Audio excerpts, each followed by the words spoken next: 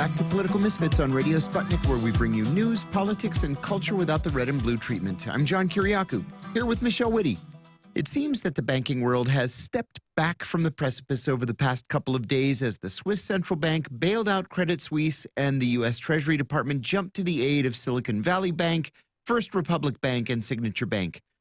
Treasury Secretary Janet Yellen testified before the banking sector about the banking sector yesterday on Capitol Hill, But now the question of responsibility is being asked.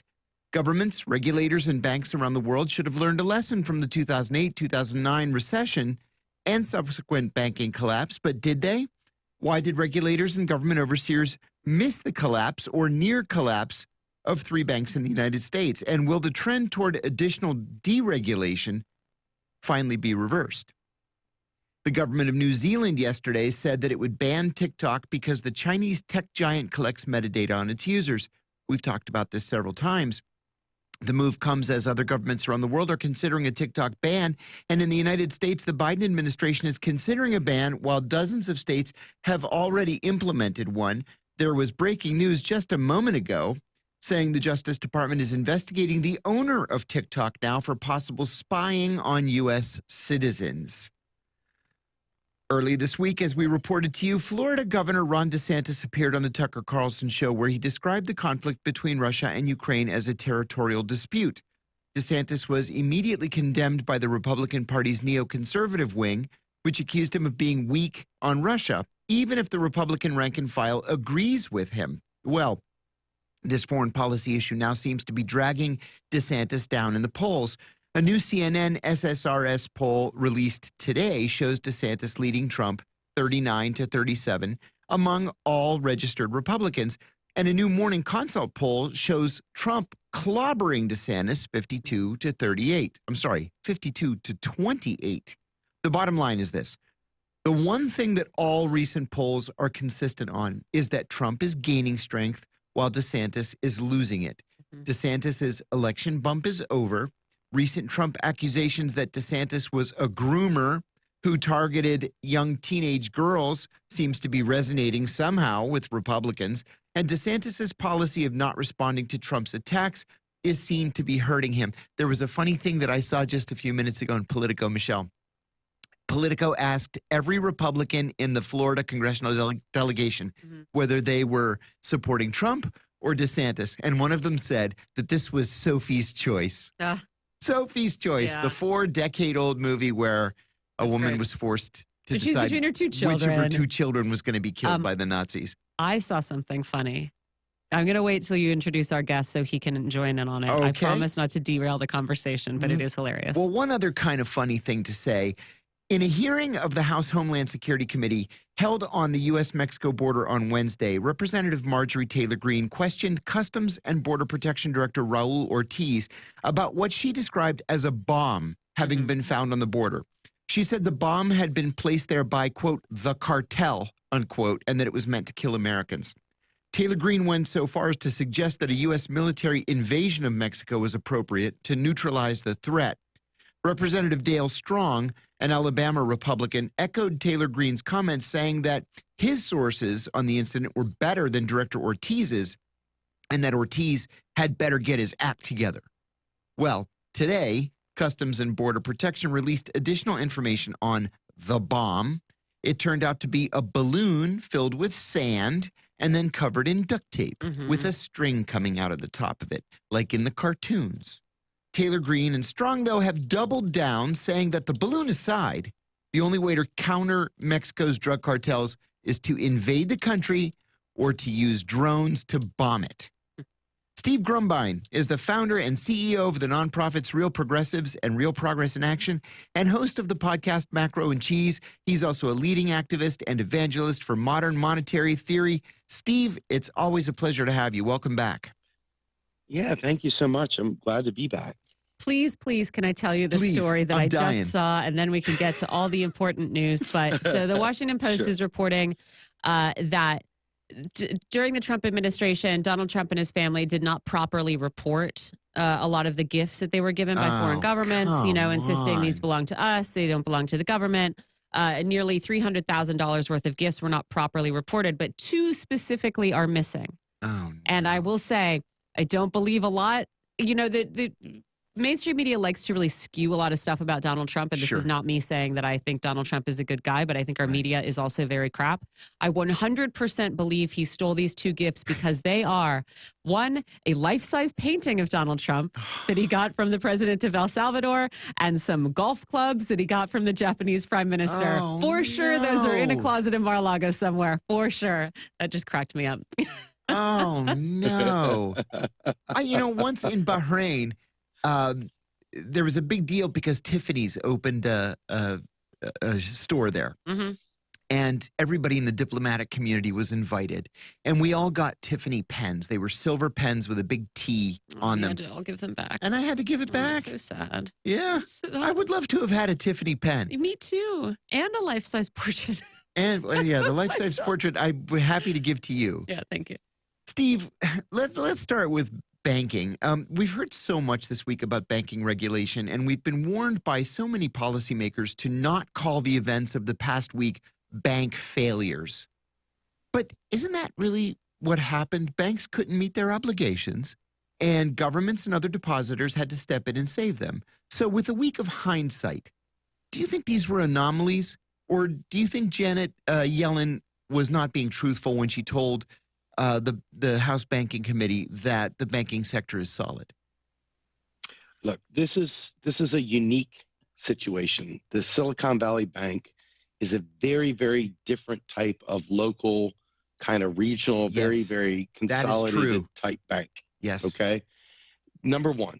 Number two, most people have, when I say zero understanding, I mean maybe even less than zero understanding about the way banks have collateral and the way they have their investments set up and things to ensure liquidity should people want to pull money out or whatever.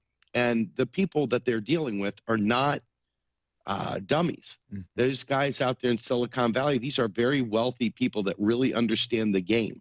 All right. And when you look, what had happened was Silicon Valley Bank had purchased many, many long-term fixed interest rate products, fixed interest rate bonds. Okay. Okay. Yep. And back when it was a very, very low interest rate, now all of a sudden with interest rates skyrocketing, okay, these bonds, their yield is like nothing. I mean, like they couldn't sell their bonds to get liquidity because they did not have swaps set up to offset the fixed long-term assets with maybe shorter-term liquid, more floating assets that would rise with the interest rates. Mm-hmm. So as a result, because let's be fair, we haven't seen interest rates rise like that in, gosh, what, 30, since Volcker. Yeah. Okay. You're absolutely right.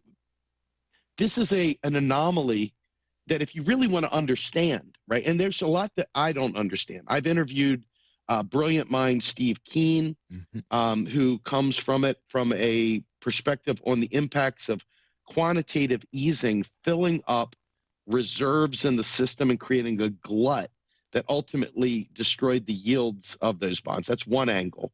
That I think that's part of the story. I think the real story here, though, is mismanagement of risk, where they didn't do basic stuff and they were given permission not to. Okay, Mm-hmm. they were given permission not to. But let's be clear: this bank doesn't exist. It didn't get bailed out. It's going to be sold for piece parts or absorbed by another bank.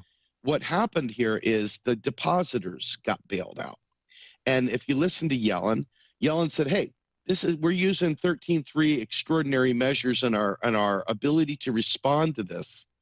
And any other banks that have this will have to show a similar situation. We're not going to just do this. We haven't waived the $250,000 FDIC insurance. Mm-hmm. Listen, according to Reuters, more than 9.2 trillion of U.S. bank deposits were uninsured at the end of 2022. That's 40% of all deposits are uninsured. Okay. Most banks, for good or for bad, are too big to fail. Really, truly too big to fail. Yeah. And these small banks, and the U.S. is unique in this way. Most countries don't have a bunch of shitty, stupid little, tiny banks floating around. Yeah. And you think about this. There's a lot of push for these small community-owned banks, things like that. But you've got to understand risk analysis. You really, truly have to understand how to diversify the back end to support your bank, to support withdrawals, to support changes in interest rates, to support ebbs and flows in the business cycle. So banking is a unique bird that requires special skills, and the predators that understand this, unfortunately, win every time. It's regular people that fail all the time. So I want to disabuse anyone from calling this a bank bailout, refer to it as a depositor bailout, and recognize that the point of this was they were operating under the auspice that there wasn't going to be rate hikes, interest rate hikes.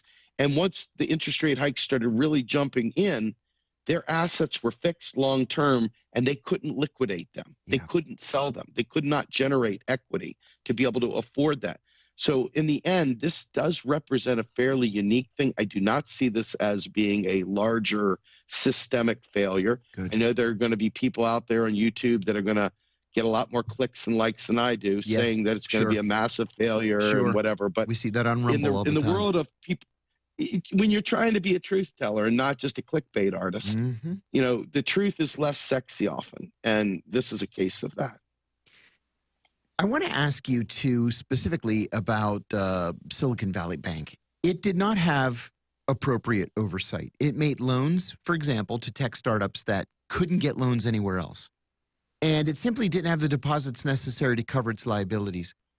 Where were the regulators while this was happening? And why was there no congressional oversight? Is there a problem with not enough banking regulation, or was this a one-off? Well, let's look at that for a minute, right? First of all, we know that there are certain rules and restrictions that were already on the books that were able to be somehow or another avoided. So there's issues there, okay? There could be fraud. There could be. That's yet to be determined. I mean, I'm quick to call fraud, and I'm keeping my powder dry. I'm not ready to shoot that shot yet. But in this particular case, I think it's important to note that one of my favorite people in the world, Warren Mosler, says, hey, listen, if you're going to create an animal like the banking system, you better also create the regulatory environment that's strong enough and has enough teeth to control it. Otherwise, don't unleash that beast on society. And what has happened? Let's be fair. Even Larry Summers, if you heard him on with Jon Stewart, my God, he was awful, awful human being. But anyway, the ideas here are that in the end, you've got a situation where regulation is frowned upon by the free market, that they believe everything will course correct by the free market, and that business leaders, their primary purpose is to make money. So why hate them for that? That's the free market. Everything's the free market. And you see that we create these regulations. Well, having a law on the books is only as good as the regulatory staffing and the regulatory apparatus that can actually rein in, crack down, and ferret out these fraudsters. Guys like Bill Black have been spending their entire careers outing fraudsters in the banking community. And you see this as a constant in Democrat, Republican, doesn't matter. When they get in power, that revolving door from Wall Street back into government happens instantaneously. They stock the advisory, the cabinet positions with these Wall Streeters, Hank Paulson, all these different grotesque people throughout the JP Morgans of the world get their benefit. The cities get their benefit. All of them, the Jamie Dimons get the hat tipped to them. In the end, this is where the systemic problems lie. This is the problem. We don't have a regulatory environment that is truly staffed, funded, and independent from industry enough to be able to come in there and crack down. It's similar to the way unions are these days, where the union bosses are so in tight with the DC Main Street, K Street consensus that they no longer really represent the unions, and they're now representing their trip to the golf course. So this is a very similar situation. You saw that if you watch The Big Short, you know how these regulators work. Hey, if I don't evaluate this the way they want me to, I won't get any business going forward. So I've got to keep my mouth shut and just do what I'm told. This is a real thing. That's not hyperbole. That's not conspiracy. That's real. The fraud that's going on is real. So this is like focusing on Bernie Madoff instead of focusing on all the homes that were stolen from people during the great financial crisis. Yes. Bernie Madoff was a piker, a small timer compared to that. Yes, indeed. But they made him the sacrificial lamb. And I think we need to really take a hard look at what a regulatory environment would look like with teeth, a regulatory environment that serves the people. But where I stand, I don't believe our government is really there to protect us. I believe our government is there to protect wealth. And I believe that it's an unfortunate thing. In my world, the government would represent we the people. In the real world, it represents the moneyed interests and power. And it has done that since the founding fathers claimed black people were 3/5 of a human being. Mm-hmm. So I want to be crystal clear that this is an abdication, but it's an abdication that they can say, what do you mean? It's just market conditions. And so it's underfunded, underregulated, and they've created a regulatory environment. I think the last check I had, Bill Black said something to the effect of there was one auditor for every 2,000 firms. Think about that. Oh, my God. Right. And so if you think about that ratio, and that might be wrong, fact check me, I'm fine with that, but you get the point. It's astronomically wrong. There's no way one person could manage 2,000 bodies on their own. Mm-hmm. There's no way that would happen. And you can see white-collar crime has not been prosecuted under Bush, under Obama, under Trump, mm-hmm. and definitely not under Biden. So we are in a position where those who would regulate us don't regulate, and those who get away with it literally get away with it. So I really want to make the point, though, that I don't think SVB was the poster child for this. I think that SVB did what a lot of groups are doing, which is they didn't think interest rates were going to rise. They made bad investments. Yeah. They made investments that didn't have a hedge. They didn't have a risk management plan for those fixed rate assets. And then when they got stuck with these guys in this Discord server, Slack server, saying, we're going to pull our money out, let's see what happens. And they were able to generate a collapse. They were able to generate a run that ultimately bled away their liquidity and ultimately brought it to its knees. So I think that it's not systemic. We do require far more significant regulatory apparatus, and we require a government that serves our needs, neither of which I think are going to happen, unfortunately, in my lifetime. Steve, things seem to be moving quickly on the issue of TikTok right now. We spoke yesterday on the show about actions being considered by the Biden administration. Dozens of states have already banned the platform on state-owned devices, and now New Zealand is doing the same. The demand is that the Chinese investors who own TikTok have to sell their shares, which makes no sense to me. It all just seems nuts. First of all, Facebook, Twitter, Instagram, all these social media platforms collect the same kind of data that TikTok is being accused of collecting. And second, who cares if the Chinese have our metadata? I don't understand how that's a security risk. And nobody's been able to explain it to me. Can you? Well, here's what I can explain to you. And I'm going to stay with this theme for as long as anyone will listen to me. The Chinese represent an existential threat to U.S. hegemony. Mm-hmm. As a result of that, U.S. going back to, well, forever ago, but really in particular, you can go back to Biden's first State of the Union. At that very first State of the Union address, Biden already set the stage for a Cold War with China, right off the bat. And obviously, there are concerns with reverse engineering, patents, you name it, intellectual property theft. This has been talked about for as long as I've been alive. Mm-hmm. And it has gotten worse. Obviously, piracy and stuff like that is a thing. But, coming from the perspective of somebody who believes that we abuse patent laws, we abuse intellectual property rights to the exclusion of the betterment of the world, I'm not too pressed about that. Mm-hmm. But in this particular case, this falls more in line with, once again, clipping the wings, severing the ties, if you will, as many of them as we can with China, literally trying to buy ourselves time because we've allowed our own infrastructure to fall apart And China has been steadily with their One Belt, One Road initiative, building an on-ramp for any country that would like to be a part of their supply chain management. And who would you rather work with? I mean, the Chinese are literally the manufacturers of everything. Yes. So when you think about it like that, China has been outdoing the U.S. on every measurable way. So the only way the U.S. has any power is to, A, kind of keep them at bay, keep them stifled. Same thing it's doing with Russia.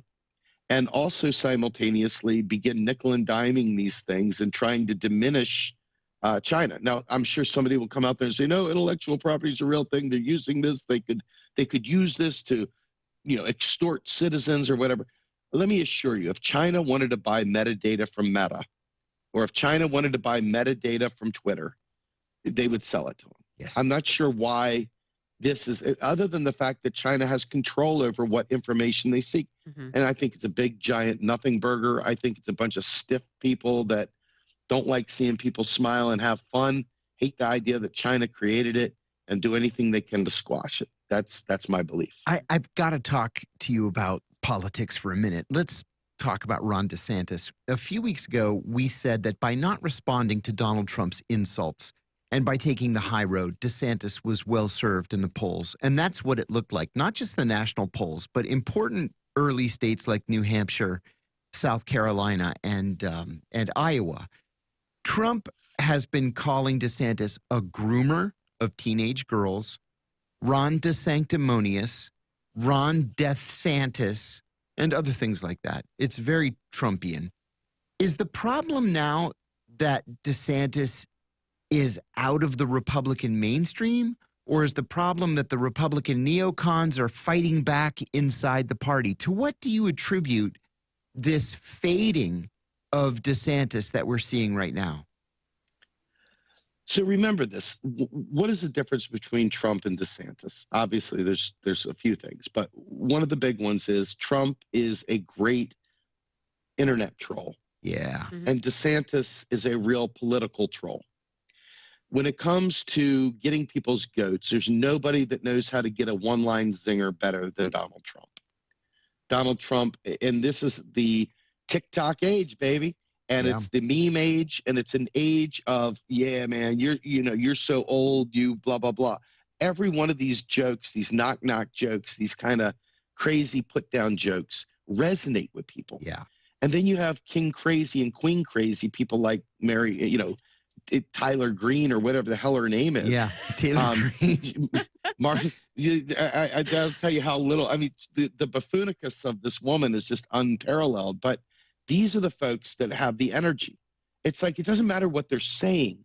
They're passionate about it. Yeah. It doesn't matter what they're saying. There's an element of excitement and drama that comes with it. They look edgy. They look like they're not towing the line. Yeah. So if your only political analysis is anti-establishment, let's be fair. Ron DeSantis looks like a polished politician with an evil agenda. Right. Donald Trump looks like a guy who's just putting his finger in the eye of the teacher that told him to sit up straight in the classroom. Yes. He looks like the guy that sticks his gum under the desk just to say, screw you, I'm chewing gum and you can't do anything about it. I'm going to spit a spitball at you. Who are you going to hit? You're going to put the kid that fights back in timeout, and you're going to let me get away with it because you're only going to see him hit me. So that's Donald Trump. He is the ultimate troll. And because of that, that means he's got the populist vibe behind him. Yeah. The other folks, they don't really know the policy. They're not really worried about the policy. The policy doesn't really speak to them. It really comes down to they're tired of elites telling them how to dress, what to eat, what jobs to do, how they should spend their money, how they should live their life, what time they should go to bed. They're tired of that kind of buttoned up couture culture where they've got the white fluffy dogs and the nice electric vehicles, and they go out for a quad venti white mocha in Northwest. They want to be around the people, the salt of the earth, that are saying screw you. And so DeSantis fails on that level.